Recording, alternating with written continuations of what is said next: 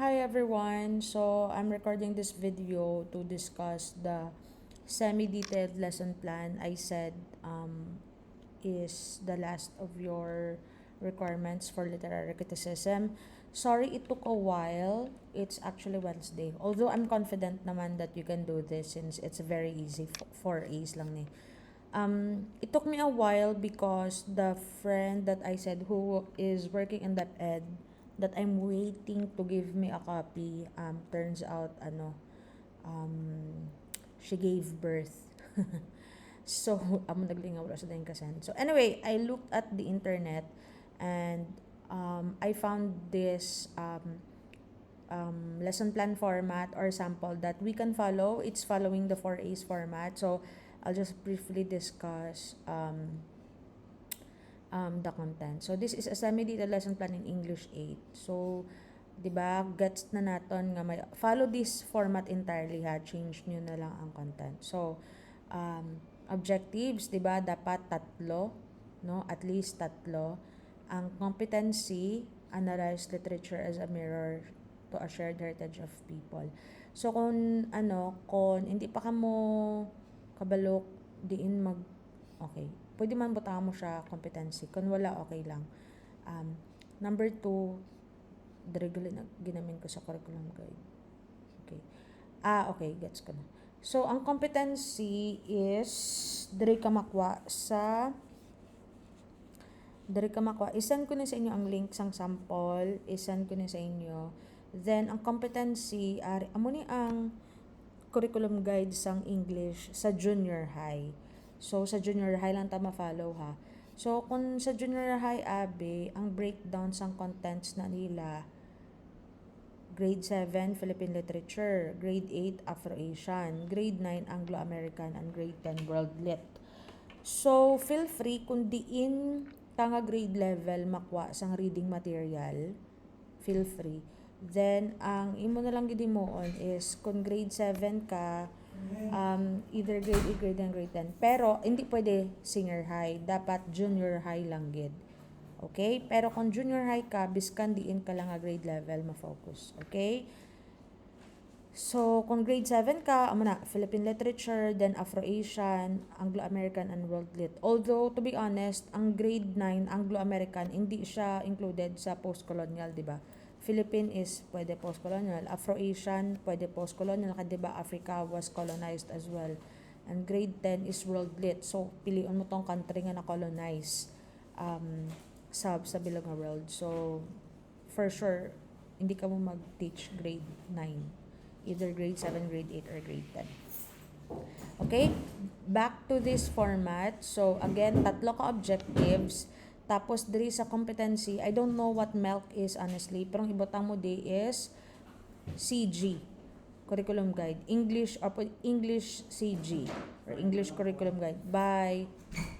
Then, what's gonna happen is, sa inyo nga curriculum guide, sang DepEd, this is the curriculum guide, ari na di sa mga, damo na siya mohalin sa kinder pakadto sa, sa grade 10, di ba? Grade 10 or senior high. Okay?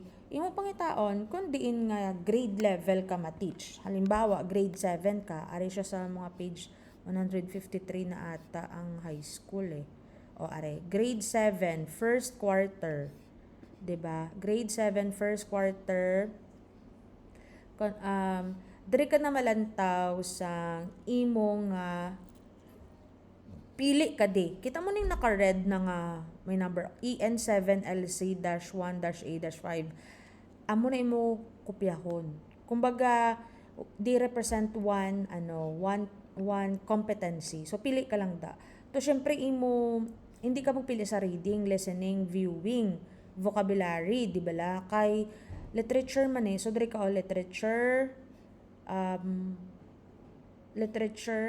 and viewing and comprehension. Dira ka lang pili sa duwa. Hindi ka pwede sa vocabulary, writing, oral language and fluency, grammar, hindi. Kay comprehension, honestly, ang ining lesson plan.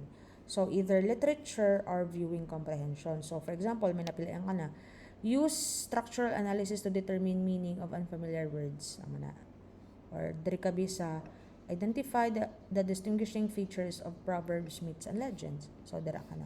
So diri ka lang ha, either diri sa LT nga area nan or diri sa viewing nga comprehension area. Okay?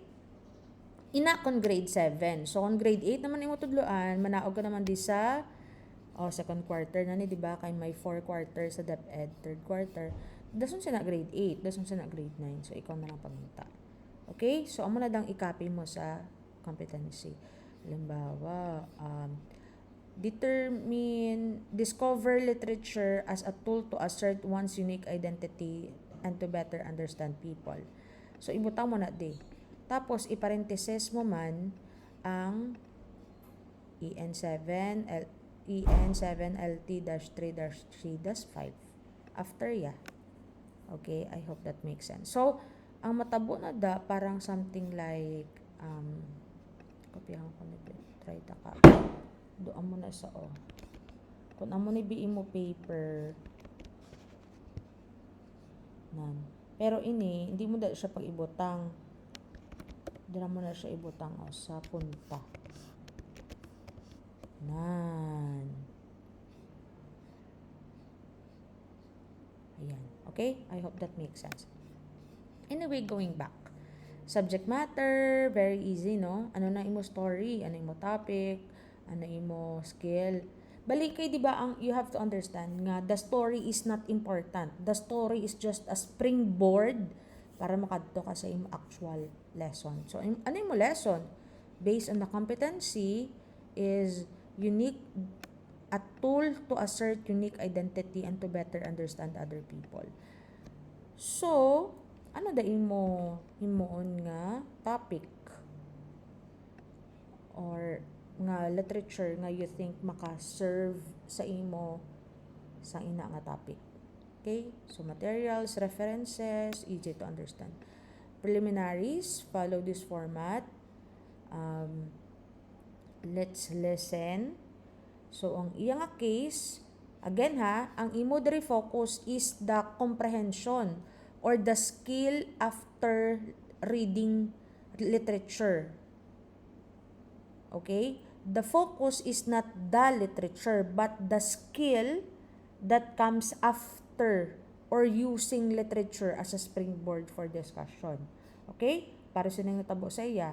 Gibutang niya sa motivation, ang iya literature is, ang ini nga teacher, ang iya gingamit nga literature is, he or she, si Dwight nimo, so he made the students listen to Hot Dogs Manila, then ask them to discuss the song's depiction of Manila's distinctive characteristics. Okay? So, di ba ang kanta na bala nga Manila? Isang hotdog. Kung way ka makabalo ko na nakakanta, i-google nyo lang. Okay? Diriya gibutang sa motivation, 'di ba? Kay hindi man na niya focus actually ang literature, which is the song, hindi niya na focus. Hindi na importante sa iya. Gingamit niya lang na nga springboard para maka-arrive sa iya nga actual lesson, which is the analysis of literature as a mirror to a shared heritage of people with diverse backgrounds. Okay? That the lesson is not the song analysis, but learning how to use literature as mirror to a shared heritage of people with diverse backgrounds. That's why ang iyang nga topic, iyang nga literature ara sa motivation. Okay? I hope that's clear. Kung may pamangkot, don't be shy, chat lang sa group chat. Okay? Lesson proper. We have analysis and then abstraction. So, pwede siya madungan, pwede man siya lain-lain. So, lain ang analysis, lain man ang abstraction. Okay, good. Application, di ba? Kamo na bahala kung ano ibutan nyo sa application. Duging grupo-grupo ya. Generalization, in short, summary. No? Summarize the entire lesson. Evaluation, no? Laban-laban kung comprehension imo takson usually, di ba? Ma-essay ka gid na or mapa-performance ka. So it's not an objective type of assessment. It's subjective. So magamit ka gid per may rubric. I'll be expecting na may rubric kada nga i-attach sa imo evaluation area. Okay? Assignment as well. Assignment, depende sa imo kung mapa-objective ka nga assignment, like long quiz or whatever, or draw a scenario. Subjective, no? So, kung subjective yung mo assignment, ma-attach ka gid rubric. Okay? Then, prepared by, noted by. Alright? So, yan. Ipang-attach ko nito sa group chat. I hope this made sense. This short discussion made sense. You're in third year naman, so I know medyo gamay nyo na ang lesson plan making, di ba la? But if you have any questions, just let me know sa group chat. Or if you have confusion, just let me know kay i-discuss ko liwat. Alright? Thank you.